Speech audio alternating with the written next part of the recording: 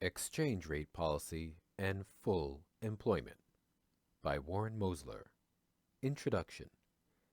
The post-Keynesian group repeatedly distinguishes itself from the current mainstream by proposing various forms of capital controls and fixed exchange rate policies.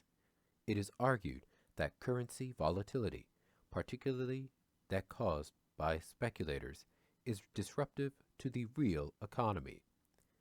Notable is Paul Davidson's takeoff on Keynes's Bancorp plan, for example, which proposes a fixed but adjustable exchange rate system.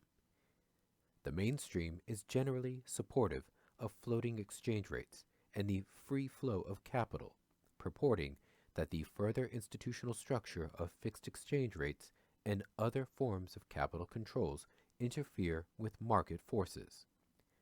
Recent world financial turbulence, however, does seem to be modifying mainstream tolerance of a variety of capital controls in troubled countries, allowing them to be used as real-world laboratory experiments.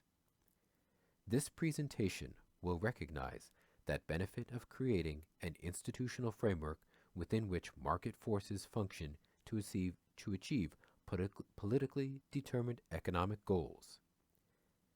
Given the goals of full employment, currency stability, and perhaps targeted economic growth, and given that this is a Bill Mitchell conference, it should come as no surprise that I hope to convince you that all this is directly achievable through a guaranteed public service job and a floating exchange rate policy.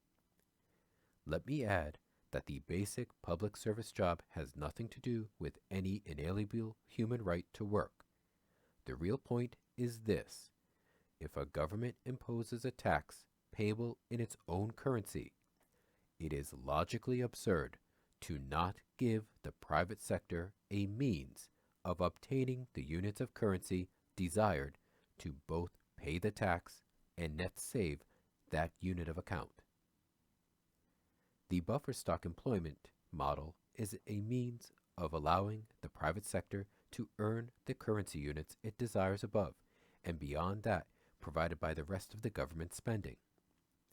The combination of the buffer stock employment model, BSE, and floating exchange rates directly ensures sustained full employment by definition and should promote favorable terms of trade as later discussed.